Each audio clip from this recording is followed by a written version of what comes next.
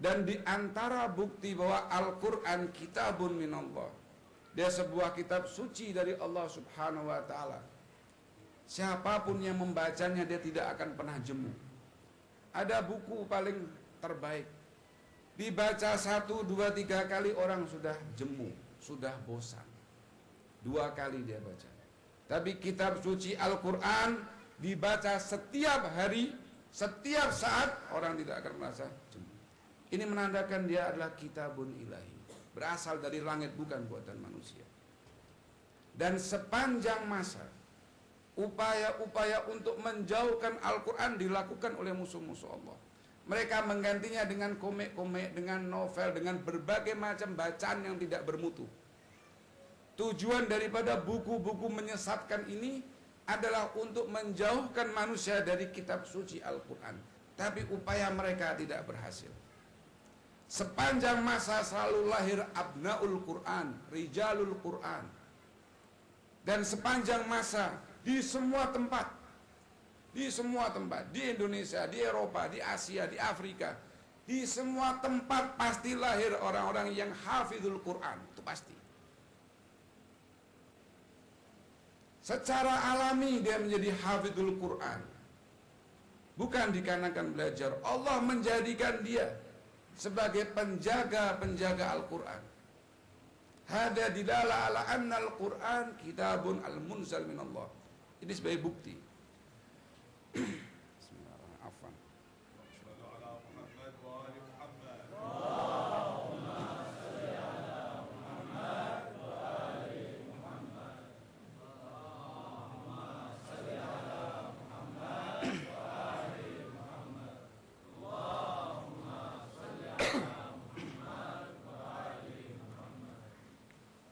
Sehingga upaya-upaya musuh untuk menyimpangkan Al-Quran dan untuk menjauhkan umat manusia dari Al-Quran tidak pernah sanggup. Orang-orang yang menghafal Al-Quran selalu ada. Allah akan menjadikan mereka terlahir setiap masa dan di setiap tempat. Kemudian al-mu'jizat tsaniyah, mukjizat yang kedua yang Allah persembahkan bagi kita, bagi khair ummah, adalah wujudu ahlul bait salamullah alaihim. Keberadaan ahlul bait disebut sebagai mukjizat karena upaya-upaya musuh untuk menjauhkan manusia dari mereka tidak pernah berhasil. Ahlul bait adalah asma'un la tunsa, nama-nama yang tidak akan pernah dilupakan. Kita dari kecil tidak pernah diajari siapakah Imam Hasan, siapa Imam Husain.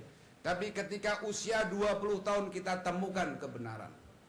Dari kecil kita tidak pernah diajari tentang siapakah Rasul. Tapi begitu kita tumbuh dewasa, kita mengenal siapakah Nabi kita, siapa Sayyidah Fatimah Zahra. Upaya-upaya dilakukan oleh musuh untuk menghilangkan ahlul bait dari ingatan manusia tidak akan pernah bisa. Muawiyah alaihi la'na wal azab al-alim. Yang pertama melakukan sunnah untuk melaknat, mengutuk al-Imam Ali fil manabir fi muddah sab'ina sana.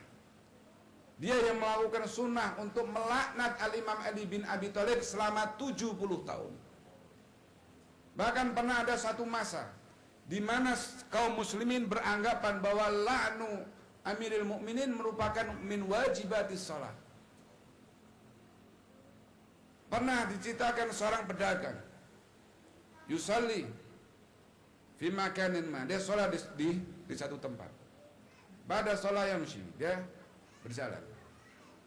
Setelah berjalan beberapa kilometer dia ingat, dia lupa, usai sholat belum melaknat Imam Ali. Menangis dia menangis, sedih, lupa karena belum melaknat Imam Ali. Dia kembali, dia ulangi sholatnya dengan khusyuk. Dia ulangi sholatnya dengan khusyuk, dengan menangis, dikarenakan dia lupa melaknat Imam Ali. Usai sholat dia melaknat Imam Ali dengan ikhlas, dan tidak lebih dan tidak berhenti ke situ. Dia bangun masjid di atas tanah di mana dia lupa melaknat Imam Ali bin Abi Thalib. Imam Ali 70 tahun dilaknat fil manabir, di atas mimbar-mimbar.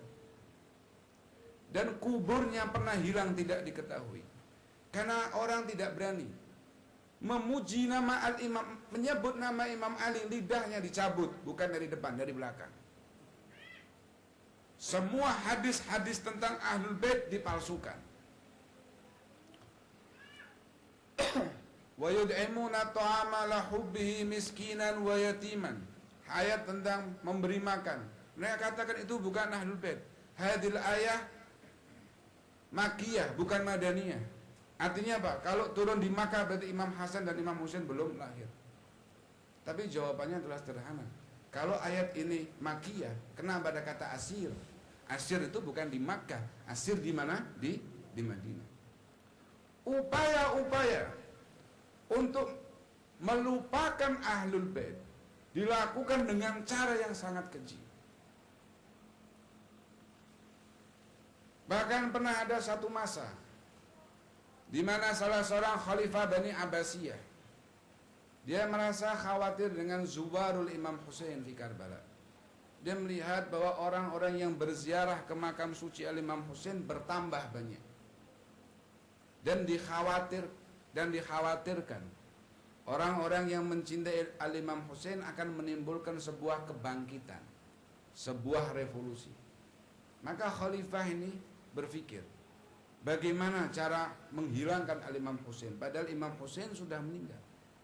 Jadi Al-Imam Husain ini madlumun hayyan wa mayyitan, fi hayatih wa ba'da mautih.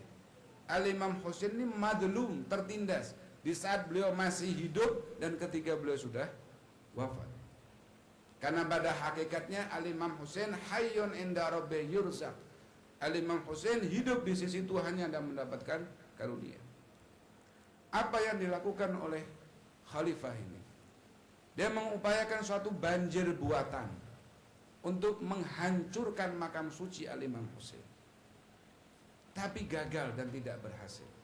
Air berputar mengitari makam suci Al-Imam Husain, sehingga tempat yang tidak terkena banjir disebut dengan Ha'il Al-Husaini. Di tempat itu seorang musafir boleh memilih untuk sholat tamam atau sholat qashar sebagai penghormatan kepada Al-Imam Husain alaihissalam.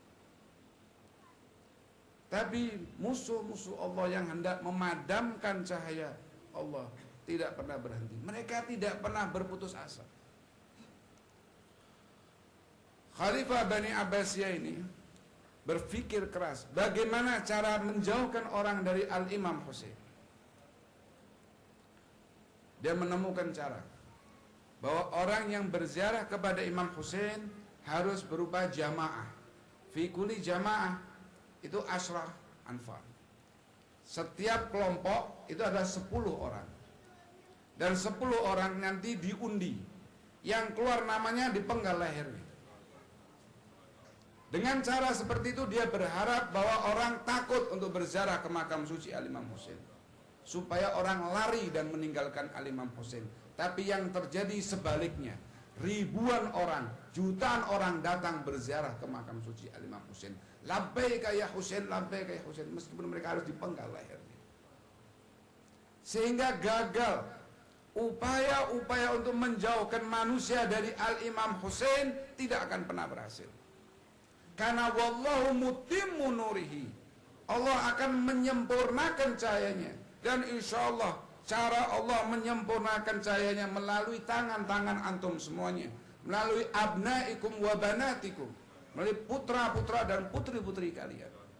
Ada banyak cara Allah akan menyempurnakan cahayanya, sehingga bisa dikatakan bahwa Ahlul Bait merupakan mukjizah al-ilahiyah al-thaniyah, mukjizat Allah yang kedua.